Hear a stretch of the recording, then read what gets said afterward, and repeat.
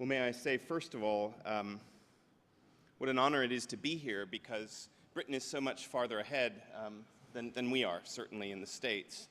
And we're grateful to have this opportunity to sort of talk about our initiative a little bit. I'm Bill Rankin. This is my colleague, Kyle Dickson.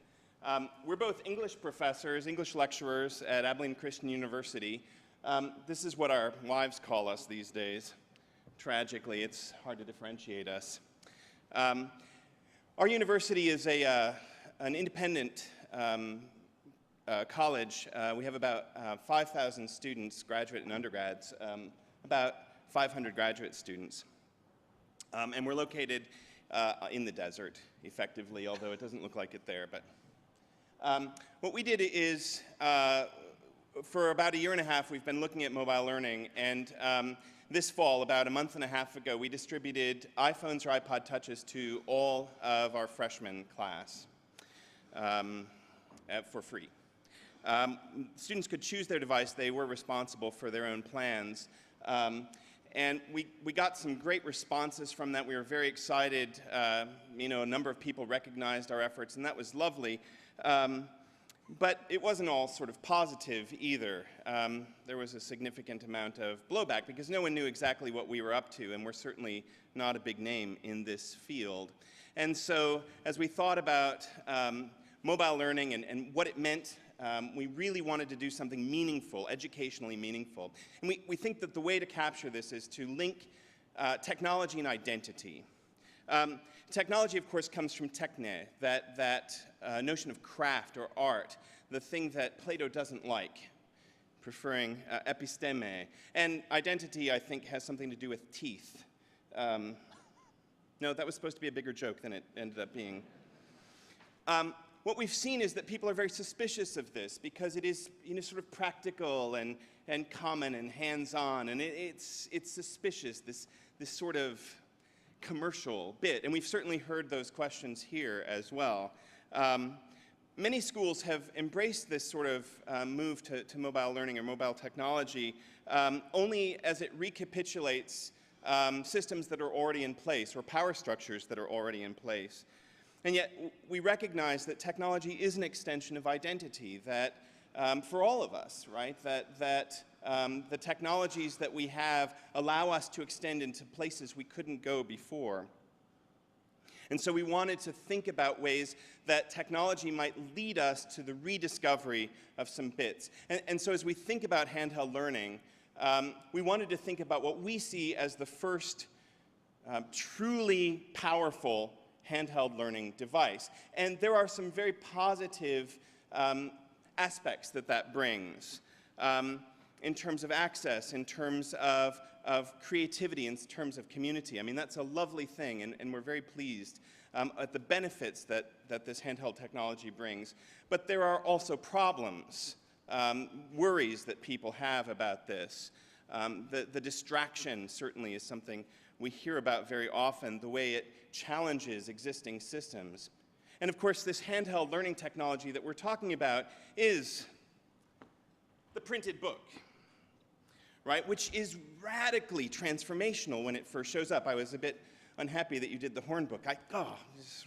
But we are thinking in similar terms.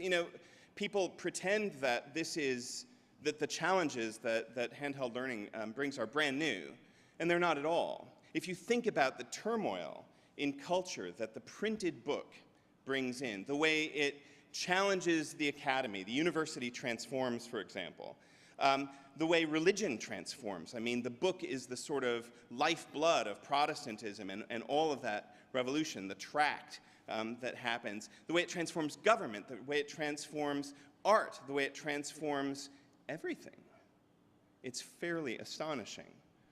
And we see everything right now, the web, these very powerful small devices, as putting us in a very similar kind of moment to the moment when the printed book first appears.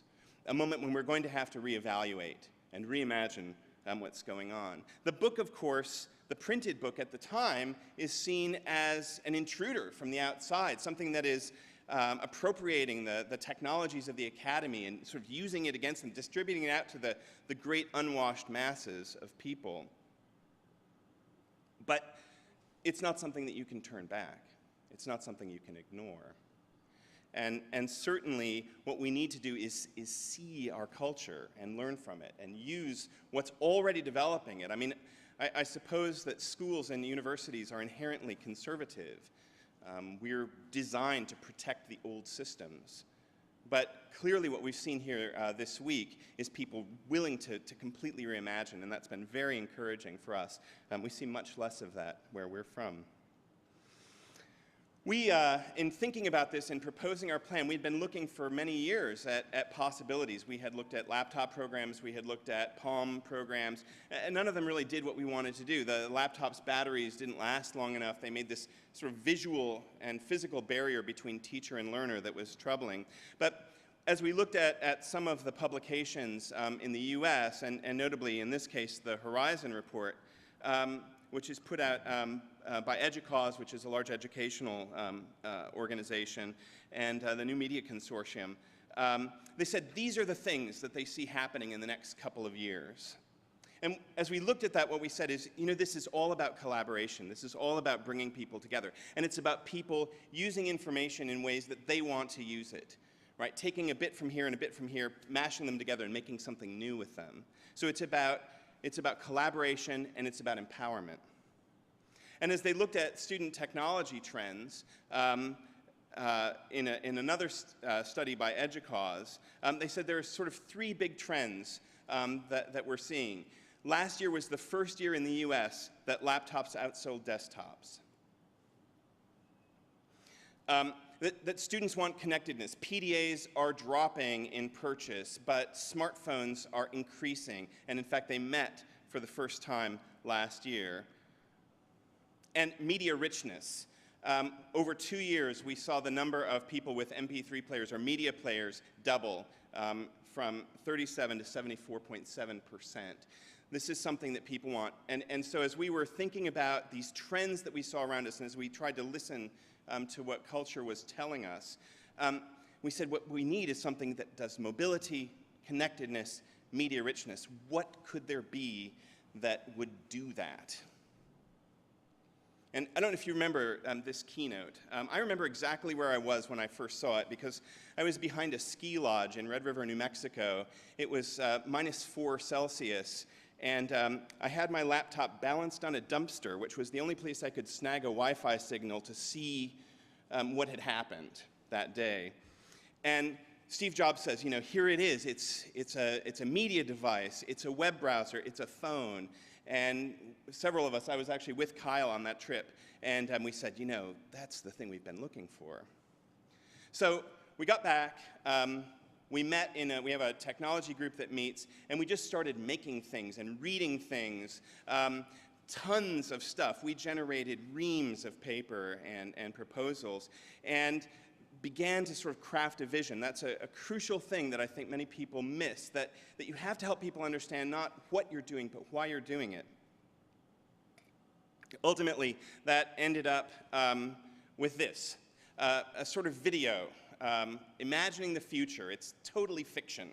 And yet, we wanted to help people see what it would be like. And so we made this story about a freshman student and her first days at university, at a connected campus, a campus where these kinds of devices enabled a new sort of teaching and a new sort of learning, and where we imagined systems that teachers would have to support them and systems students would have to support them. And that video saw thousands and hundreds of thousands of hits, actually, and was watched all over the place. And it not only helped us internally, but it helped us externally as well, because it helped us all craft a vision. And it did exactly the thing that we were seeing culture do. It helped us enter a conversation. It became a node on the network where people could comment and where discussions could begin. And for us, that was a really fruitful thing, and we were very, very pleased with what we heard and the sorts of connections we made. So we established some basic learning goals. We want learning to break down the school walls. We want learning to spread out. We want it to be fun again, as it's supposed to be, right? As many of you have talked about this week. And where students own this, where they participate in this, where they help to develop this, and we've seen repeated calls for that here. We imagine sort of 5 kinds of learning coming together, and that this is really all about convergence, that now, with all the infrastructure in place, we can actually begin to converge different kinds of learning. And for us, that's been an exciting beginning point, an exciting start to our vision.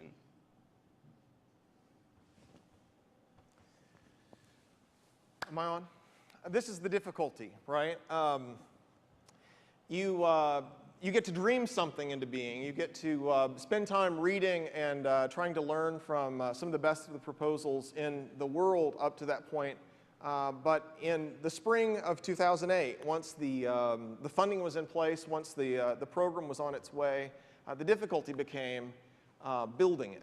As many of you know that have put together significant programs like this, what I want to do is to try to give you a sense of maybe where we are as we began this past semester after the rollout, and then a couple hints about what's to come.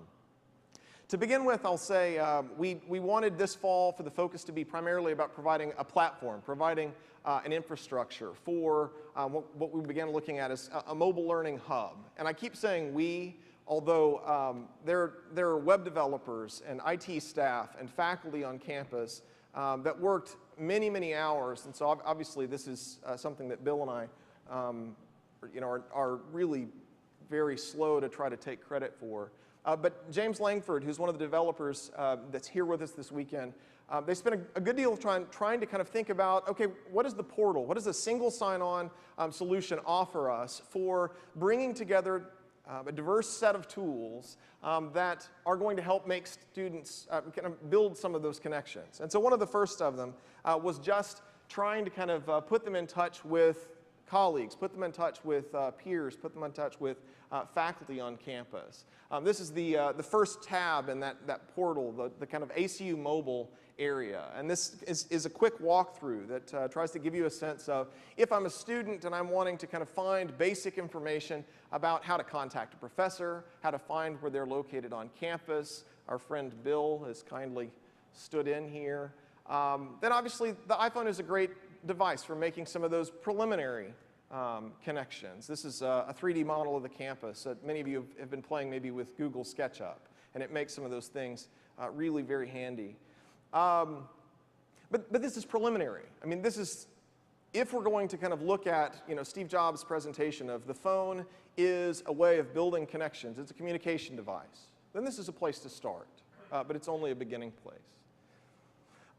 We also wanted to build on a series of known quantities for our faculty. Being successful, we felt this semester was kind of moving from the known.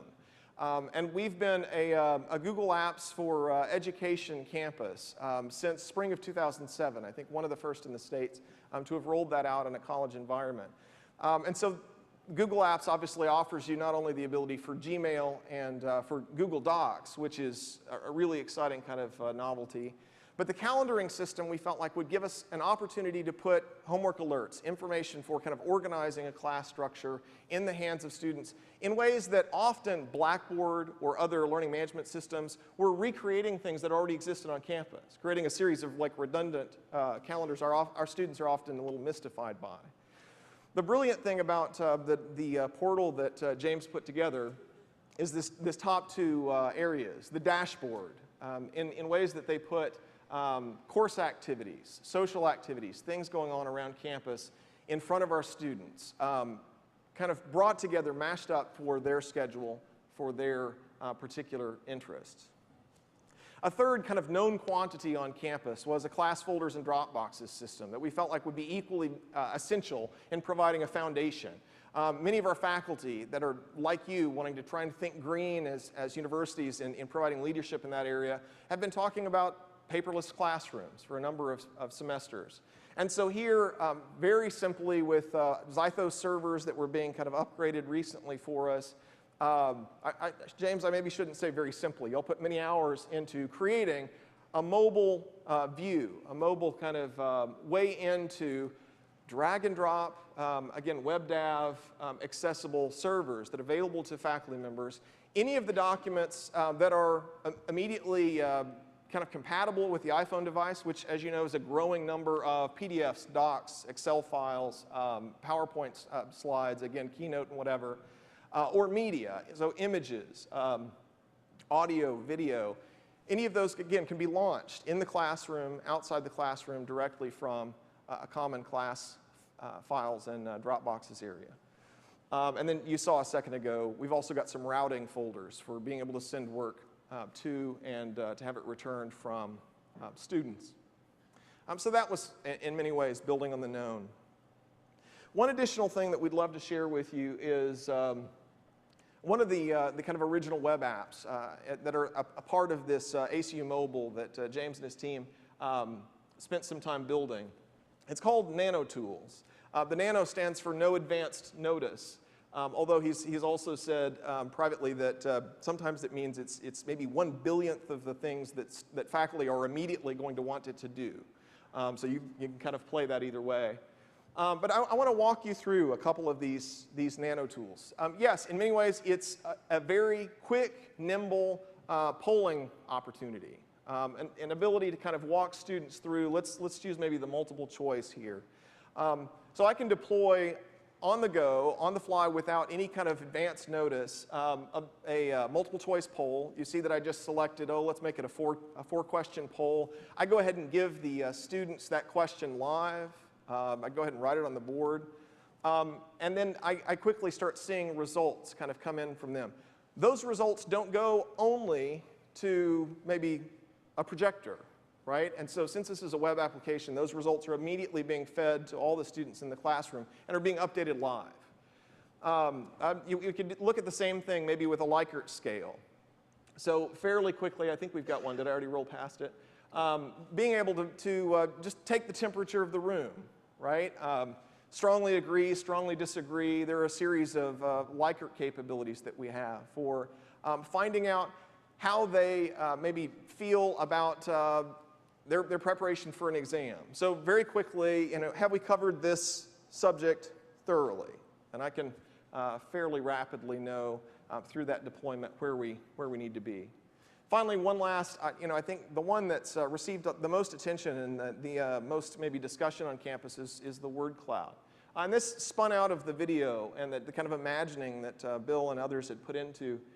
So this was just the other day. I asked students, go ahead and weigh in. What's maybe the most significant event of the 20th century?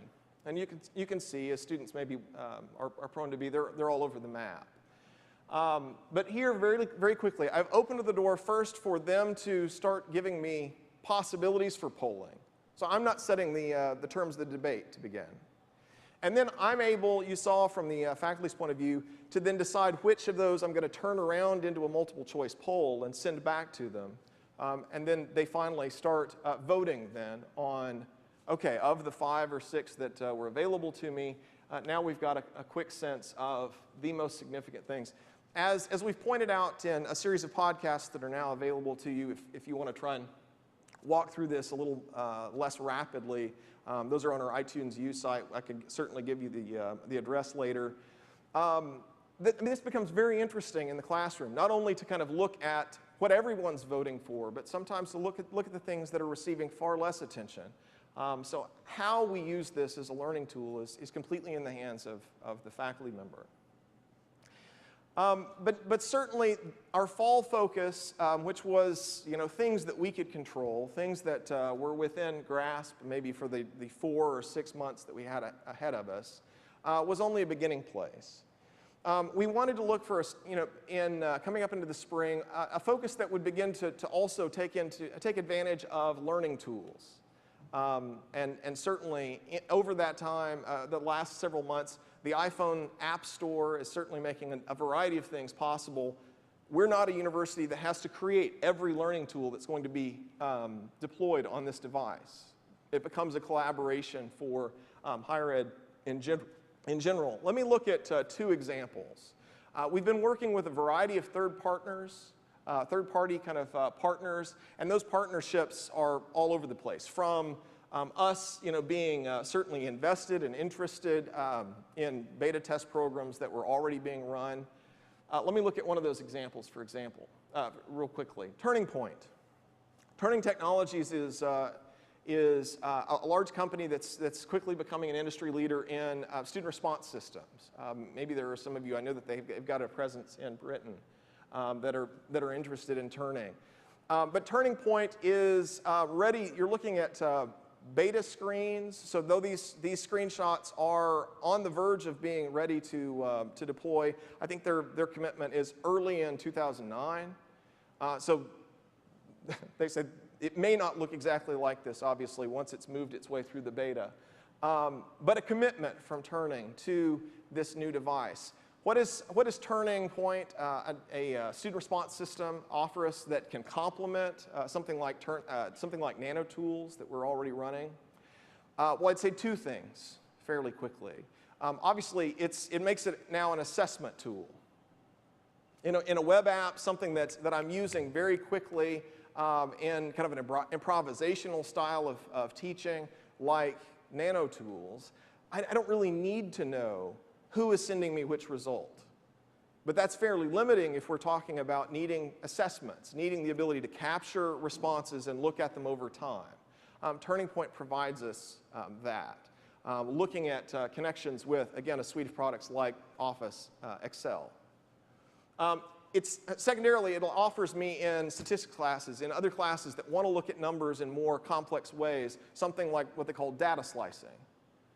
Right? So the ability not just to offer the single question, which is what Nano Tools does brilliantly, but the ability to take maybe demographic data early in a presentation and then combine that with a later discussion about responses maybe to student drinking.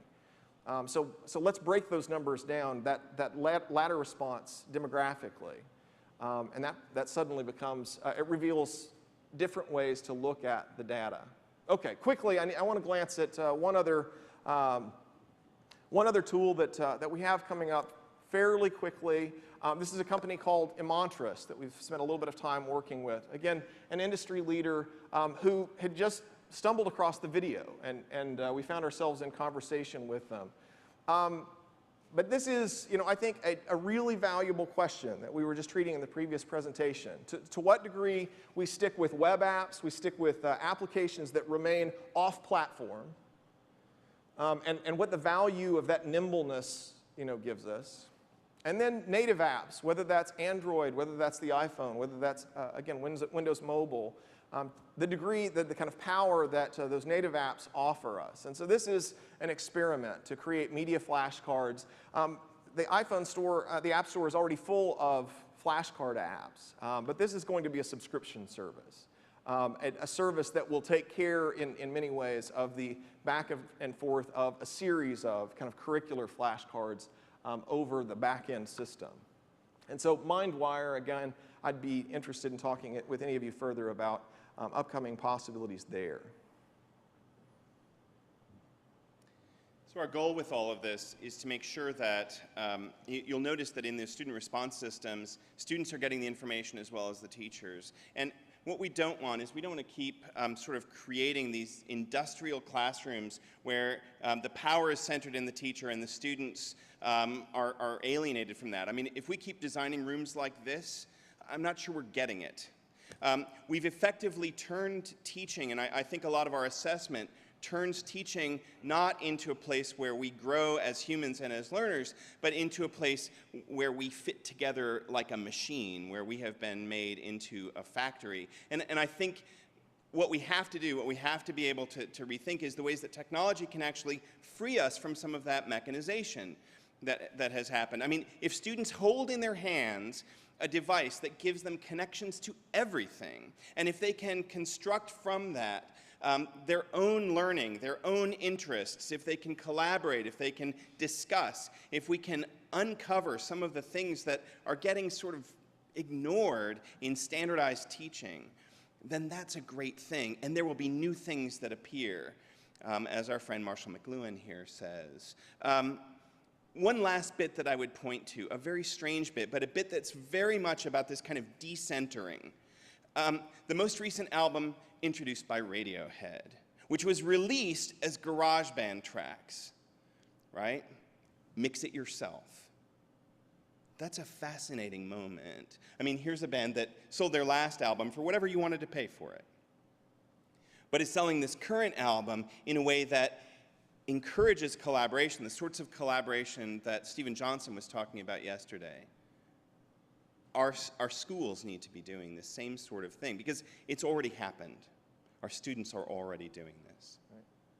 I think there are some ways, sorry, just fairly quickly, that our opening with the book is just trying to recenter us a bit for the conversations we're having on our campus. Heraclitus famously said, right, that you can never step in the same river twice.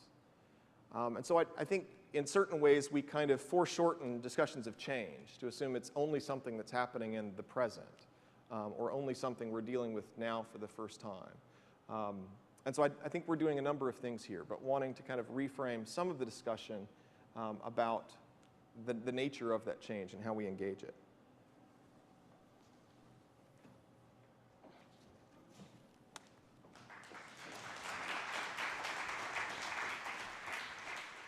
Absolutely fascinating. Thank you both very, very much. I'd like to open to questions.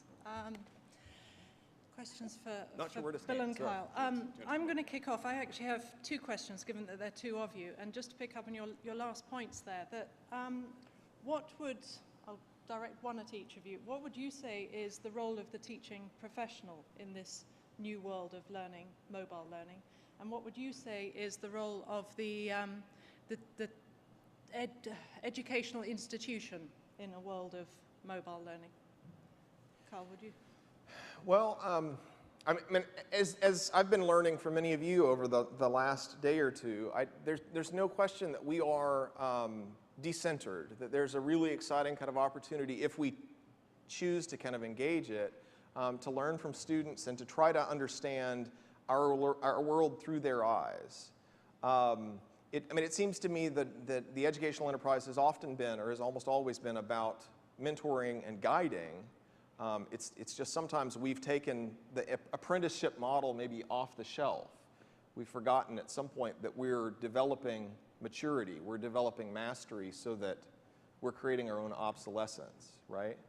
I think we've got to get back into that vision of moving ourselves out of the center. And I would say, I agree. I mean, I think that this is a sort of truly humanistic move, which I'm very excited to see. And I think, therefore, as we become guides and mentors, and if you think about, for example, the chief problem our students face right now, it's not in finding information. They have no problem finding information. I had classes that trained me to find information in card catalog or library stacks or bibliographies, but my students can find stuff. The problem now is there's so much. How do they sort through it? And I think seeing me sort through it and sorting through it with them as partners becomes a way for them to learn those skills. And therefore, I think what the academy has to do, what the educational institution has to do, is provide us with infrastructure, with time, with space, so that we can make those kinds of relationships. And I think part of what that will mean is a change in assessment and a change in how assessment is made. I mean, if you think about what we assess, we typically assess only what we can actually count. But often that's the least important stuff that I'm doing in my classroom, right? I mean, I want to see how much more ethical my students will be after they leave my class, or how much more empathic, or how much more thoughtful, or how much more wise they will be. And those are things that's very difficult for me to measure. So what I measure instead is, well, okay, you can answer this kind of problem, and this percentage greater after leaving. And I don't want us to lose those more important humanistic elements, I suppose. Right. Any questions from the floor? There we go. There's one on the... There is one here. Great. This is coming in from people who are following the live blog, and I've got two people asking, how are you funding all of this? Personally? Yeah, it's all coming out of Kyle's paycheck, actually, so that's very good. What we did is we looked at this, we looked at what was happening, we looked at the money we were putting into smart classrooms, for example, and built-in technologies, and we said, we think this is more compelling. And so we've actually shifted our priorities at our university to focus on this infrastructure rather than that infrastructure. Now, some other monies are required. It's a fairly expensive project. But by shifting some of the existing funds, we've actually been able to fund it in that way. It was you saw the stats that Bill was sharing a moment ago. I mean, we had, like many universities in the States, a number of on-campus labs and other kind of facilities where students kind of came to computers. Well, that model's gone. I mean, the need for that model increasingly, as 80–90% of students were bringing increasingly laptops with them, was wholly unnecessary. And so some of it was shifting kind of priorities. I think there was another question on the left-hand side, just at the front here.